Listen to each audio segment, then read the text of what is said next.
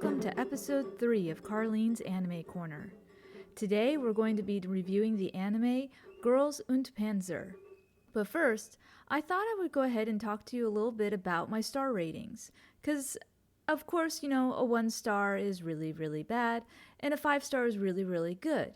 But there's a lot of shade of meaning in between those. So, on my scale, a 1 star review will probably never be heard on this podcast, because it means I gave up watching it and it was so bad I didn't want to finish it. A 2-star review means I finished it, but will probably never revisit it again. 3-star means it was a good, solid anime and I enjoyed it, and sometime in the far future, if I feel like it, I might watch it again. 4-star means I really love this anime, I'm putting it on my wish list, and if it comes out on DVD, I'm going to buy it. And 5-star means not only am I going to buy it when it comes out on DVD, but I might even invest in the premium box collection. So, just a little bit of a heads up about where my head is when I'm doing the star reviews. Now let's head into today's review of Girls und Panzer.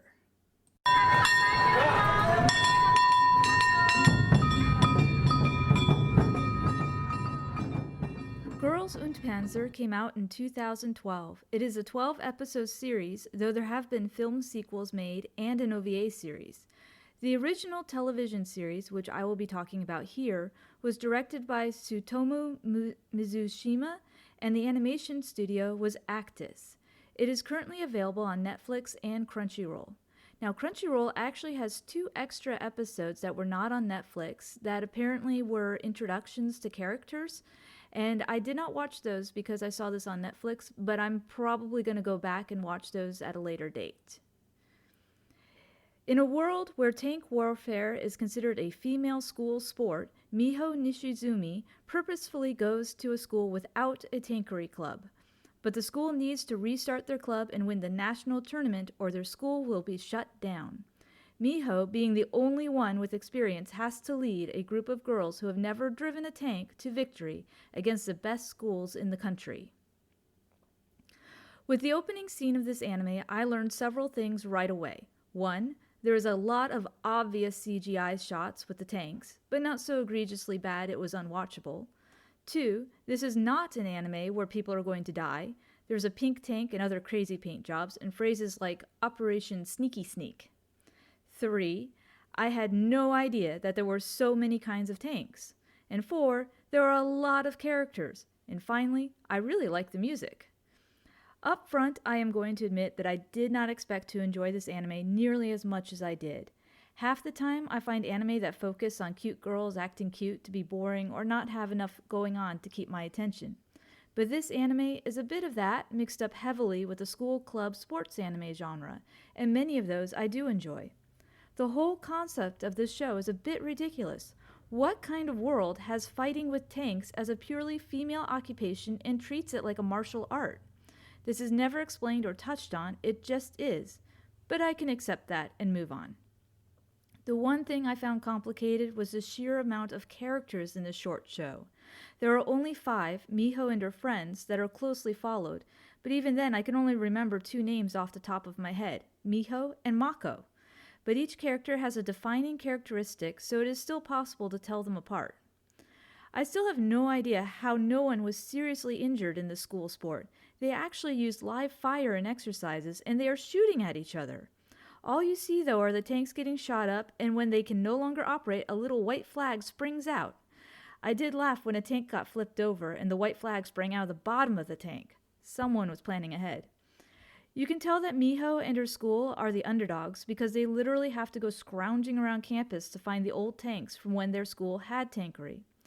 Personally, I think the true heroes of the series are the automotive club, who managed to get these tanks up and running. One of them was dredged out of a river, yet it is ready to go in almost no time flat. You can also tell they are underdogs because they do not have a uniform type of tank. They drive German, Czech, Japanese, American, and French tanks, while the other schools only have tanks from one specific country. A tank buff would have a blast with this show. I have to admit, I didn't even know that the Japanese had developed their own tanks. Episode 1 introduces us to Miho. It's her first day at Iwari Girls' School. She particularly chose that school because it does not have tankery.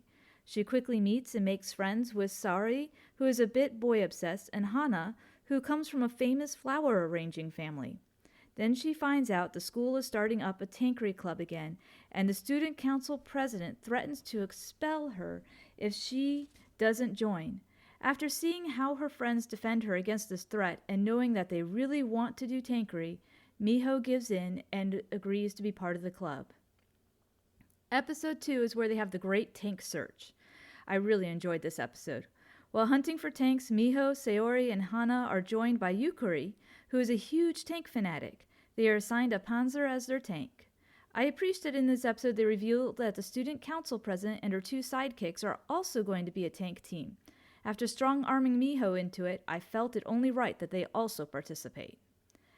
In episode 3, the tank teams have their first mock battle against each other. After nearly running over Mako, who Sayori knows, they invite her on board their tank. Hana, who is driving, gets briefly knocked unconscious, and Mako suddenly takes over, driving perfectly. This is the first time I laughed out loud in this series. It was a bit of a stupid joke, but I really enjoyed it. They ask Mako, "How do you know how to drive a tank?" This is all while they're being shot at, of course. Mako just holds up a book and says, "I just read the manual." I can tell you, I read the manual several times before learning how to drive a car, and it doesn't work that way. But sometimes stupid stuff like that is why I watch anime. At the end, our main team has been introduced. Miho is named commander of all the tanks, and their first practice match with St. Gloriana Girls Academy is set up, and now we are off and running with the tank battles that will continue throughout the series. The last thing about the series I would like to mention is the music. I love the use of music in this anime. As I mentioned before, each school that Uari battles is based on a different country's tank warfare. It wasn't until the Saunders Academy fight, which is based on American tanks, that I realized what the music was doing. They were using famous marches from the different countries whenever the tank battles were happening. So I actually found myself singing along to the Battle Hymn of the Republic and The Army Goes Rolling Along, the music of which was adapted from a John Philip Sousa march. Even though I didn't necessarily recognize the other countries' tunes, the march music added a lot to the atmosphere. In summary, the main cons of this series are that there's really no background on why this world is the way it is. Why are tanks a sport? Why female tankers only? You never really do find that out. And also, a lot of names are thrown at you at once. Again, watching with subtitles might help with this because I can see and hear the names. There are also some really good pros to this series. The music for sure is one of them. I love the brassy military marches, and I might actually wind up hunting down the soundtrack for the series in the near future. I also appreciate the fast-paced tournaments. I like tournament-style sports anime as long as they don't spend forever on each individual match or fight.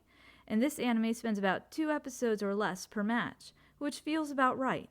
It's enough to show the strategy and drama, but it doesn't drag it out.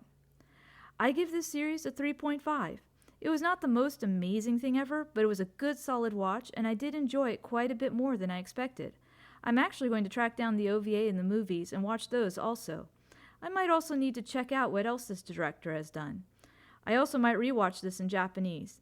I didn't really like some of the English voices, so I'm curious what they sound like in Japanese.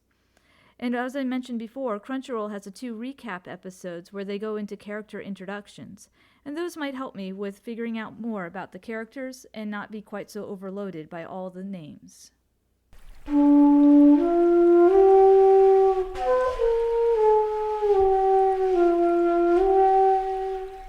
With the start of a new month, I thought for fun I would look up and see what September holidays they celebrate in Japan.